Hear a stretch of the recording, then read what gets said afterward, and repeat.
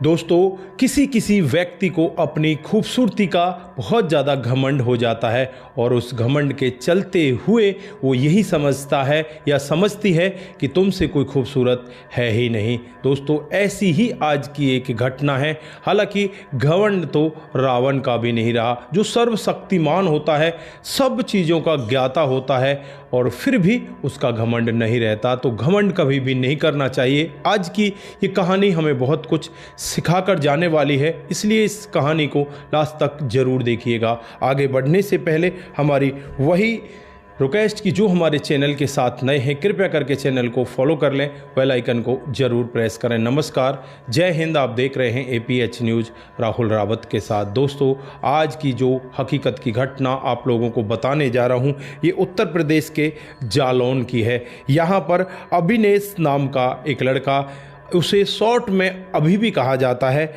वहाँ एक शादी में जाता है और शादी में जाने के बाद वो बिल्कुल बहुत अच्छे से उस शादी को एंजॉय करता है और वहाँ उसे एक लड़की दिखाई देती है। लड़की का नाम जानवी होता है, जो वहाँ पर रिश्तेदारी में आई थी। ये भी रिश्तेदारी में गया था और इस लड़की को देखकर बस ये मन ही मन एक ख्याल करने लगता है कि मुझे शादी करनी है तो इस लड़की से करनी है। धन दौलत की इनके पास कोई कमी नहीं होती, लेकिन एक कमी थी कि ये लड़का थोड़ा सा सांवला होता है। दोस्तों, अब ये अपने घर पर पहुंचता है और घर पर पहुंचने के बाद अपने पापा को उस एल्बम में से एक फ़ोटो दिखाता है और कहने लगता है कि पापा, ये लड़की मुझे बहुत अच्छी लगी, मैं इसके साथ में शादी करना चाहता हूँ। दोस्तों, ये दोनों परिवार एक दूसरे को जाना करते हैं। फिर यहाँ पर अभी के पापा जानवी के पापा से बातचीत करते हैं कि यार, तुम्हारी लड़की मेरे बेटे को पसंद आ गई है, मैं उसके साथ में तुम्हारी बेटी की शादी कराना चाहता हूँ। दोस्तों,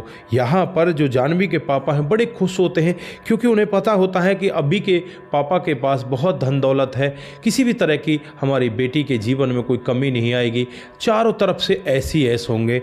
यहाँ पर जानवी को जब अभी का फ़ोटो दिखाया जाता है तो जानवी यहाँ पर मुंह सुकोड़ लेती है कि ये तो लड़का मेरे लायक है ही नहीं, मैं तो हूर की परी हूँ और ये लड़का किस तरह का है, इस तरह से मैं इसके साथ में शादी नहीं कर सकती। लेकिन यहाँ जानवी के पापा जिद कर बैठते हैं कि बेटा, अगर शादी होगी तो तेरी इसी से होगी, नहीं तो तू मेरा मरा हुआ मुँह देखेगी। अब पापा के सामने बेटी भी टूट जाती है और फिर ये शादी करने के लिए तैयार हो जाती है। शादी तो इन दोनों की बड़ी ही धूमधाम से होती है। शादी होने के बाद जब जानवी पहली बार अभी के घर पर जाती है तो वहाँ जाने के बाद अभी को बस भाभी नहीं देती, वो इस तरह से करने लगती है कि मानो ये इसके साथ शादी करके आई ही नहीं।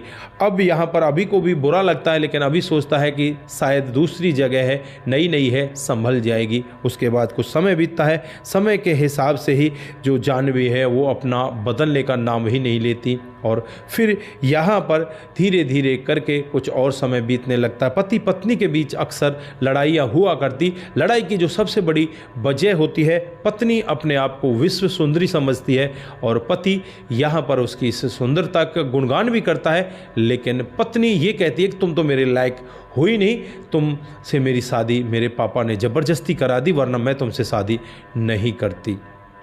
अब यहाँ पर धीरे धीरे कुछ और समय बीत जाता है। कुछ और समय के बाद ये जानवी गर्भवती हो जाती है और एक सुंदर बच्ची को जन्म देती है। दोस्तों, बच्ची के जन्म से घर में बहुत ज़्यादा खुशियाँ आती हैं। धीरे धीरे कुछ और समय बीतता है, एक और बच्ची को ये जानवी जन्म दे देती है और फिर यहाँ पर 2 बच्चियों को जन्म देने के बाद इसका जो व्यवहार है वो बहुत ही ज़्यादा चिड़चिड़ा सा होने लगता है। अब यहाँ पर अभी को भी लगने लगता है कि शायद बच्चियों की वजह से इसका जो व्यवहार है वो चिड़चिड़ा हो चला है। लेकिन यहाँ पर जो जानवी है वो कुछ और ही सोच रही थी। वो हर वक्त फ़ोन पर लगी रहती, किसी और से वो बातें करती रहती। पति को जब इस सब के बारे में पता चलता है तो पति अपनी पत्नी से कहने लगता है कि जो तुम कर रही हो वो बहुत ही गलत है, ऐसा तुम मत करो, नहीं तो तुम्हारे जीवन में भी खराबी आएगी, मेरे जीवन में भी खराबी आएगी। जानवी मानने का नाम नहीं लेती और एक दिन लड़ाई करके वो अपने पति से अलग होने का फैसला कर लेती है। अपनी छोटी वाली बेटी को लेकर वहाँ से सीधे अपने मायके पहुँच जाती है। दोस्तों, मायके जाने के बाद कुछ ही समय बीतता है। अभी को लगता है कि शायद अब ये संभल चुकी होगी, उसको लेकर आता हूँ। अभी अपनी ससुराल पहुँचता है, लेकिन वहाँ पर उस लड़की ने अपने माता पिता को भी ऐसी पट्टी पढ़ा दी थी कि अब यहाँ पर माता पिता भी कुछ नहीं बोल पाते और जानवी इसके साथ आने से साफ मना कर देती है। तलाक के पेपर तैयार कर लिए जाते हैं और फिर यहाँ पर एक दिन वो भी आ जाता है जब इन दोनों का तलाक हो जाता है। दोनों का तलाक इस बात पर होता है कि दो बच्चियाँ हैं, एक बच्ची को तो बेटा जो मतलब पति है वो पालेगा और एक बच्ची को पत्नी पालेगी। अब यहाँ पर दोनों का तलाक हो जाता है और जो अभी है वो बहुत ज़्यादा दुखी होने लगता है कि वो बच्ची को कैसे कैसे पालेगा। फिर इस सब के लिए वो पड़ोस में ही रहने वाली एक और लड़की को देख लेता है। जो लड़की होती है उसका नाम माही होता है। दोस्तों, माही देखने में भी सुंदर होती है, विचारों से भी सुंदर होती है और कर्म से भी सुंदर होती है। जब माही इस घर में पहली बार आती है उसे भी पता होता है कि ये तलाकशुदा है और इसकी तलाक की वजह भी यही है कि ये थोड़ा सांवला है। कभी भी माही ने अपने जीवन में ये नहीं कहा था कि आप मेरे से अच्छे नहीं हो, मेरे को अच्छे नहीं लगते। वो तो यही कहती है कि आप मेरे लिए मेरे परम पिता हो और मेरे लिए आप परमात्मा का रूप हो, सब कुछ आप मेरी ही हो। आप मेरे पति के साथ साथ ये सारी संज्ञाएं भी मैं आपको देती हूँ। मैं जितना प्यार अपने पापा से करती हूँ उससे कहीं ज़्यादा आपसे करूँगी। दोस्तों, पति इस पत्नी को पाकर बहुत ही ज़्यादा खुश होता है और माँ ही भी इसके जीवन को बड़े अच्छे से बिताने लगती है, उस जीवन को आगे बढ़ाने लगती है। जो इसकी बेटी होती है उसे भी अच्छे से पाल पोस कर बड़ी कर रही होती है। धीरे धीरे समय बीतता है और फिर यहाँ पर माँ ही भी दो बच्चों को जन्म देती है। दोनों के दोनों बेटे होते हैं और बेटों को पाकर जो माही का पति है अभी वो बहुत ज़्यादा खुश होता है, सास ससुर भी खुश होते हैं।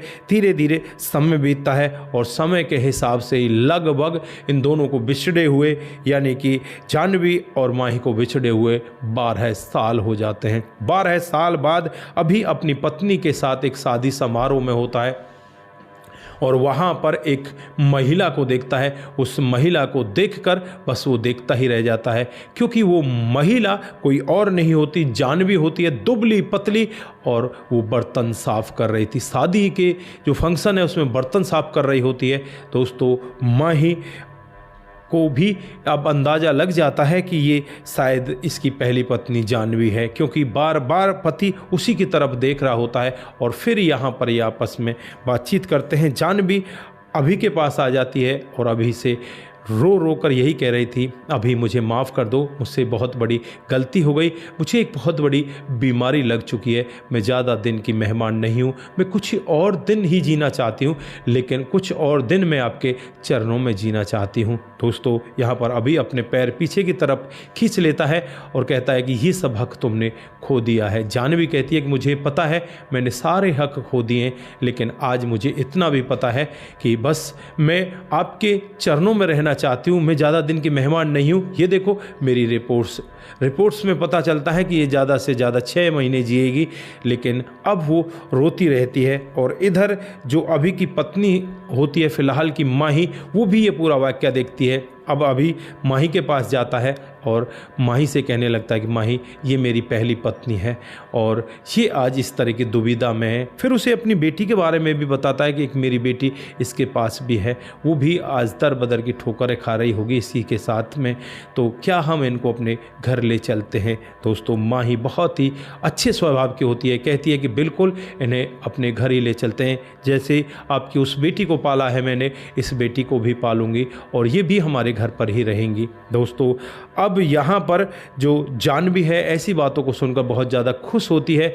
अपनी जो सौतन कहें या अपने पति की पत्नी कहें, उसके पैरों में गिर जाती है और कहने लगती है कि बहन, तुम बड़ी भाग्यशाली हो, तुम मेरे से भी सुंदर हो, लेकिन तुमने कभी ऐसा घमंड नहीं किया। मैंने घमंड की वजह से अपने पति को, जो देवता जैसा पति है, उसे छोड़ दिया और यहाँ मैं दर बदर की ठोकर खा रही हूँ। मैं एक लड़के के चक्कर में पागल हो गई थी। उस लड़के ने मुझसे कहा था कि तुमसे मैं शादी कर लूँगा। कुछ दिनों तक तो उसने मुझे अपने साथ रखा, लेकिन कुछ दिनों के बाद ही वो किसी दूसरी लड़की को लेकर फुर्र हो जाता है और मैं अब रोड पर आ जाती हूँ। मैं करूँ तो क्या करूँ, मैं अपने घर पर भी नहीं जा सकती क्योंकि मैं भागकर उसके साथ में गई थी। तो यहाँ पर अब उससे पूछा जाता है कि वो तेरी बेटी कहाँ है, तो वो बताती है कि बेटी भी मेरे साथ ही है, उसे मैं जैसे तैसे कर पाल रही हूँ। दोस्तों, अब यहाँ पर अभी अपनी गाड़ी निकालता है, गाड़ी में इन लोगों को बिठाता है, अपनी पत्नी को, अपने 2 बेटों को और एक बेटी को और तीसरी बेटी और यहाँ पर जो होती है उसको भी, सारे लोगों को लेकर अपने घर परिवार में पहुँच जाता है। जब माता पिता इस तरह से जाह्नवी की हालत को देखते हैं तो वो माता पिता के भी पैरों में गिर जाती है, कहने लगती है कि माँ बाबूजी मुझसे बहुत बड़ी गलती हो गई है, बस मैं कुछ दिन की मेहमान हूँ, परमात्मा ने मुझे मेरे किए का फल दे दिया है। दोस्तों, माता पिता भी यहाँ उसकी तरफ देखकर एक बार के लिए भावुक होते हैं, कहने लगते हैं कि बेटा ये सब कर्मों का फल है, अगर इंसान जैसा करेगा वो वैसा ही भोगेगा। कभी भी इंसान को अपनी खूबसूरती का इस तरह से घमंड नहीं करना चाहिए।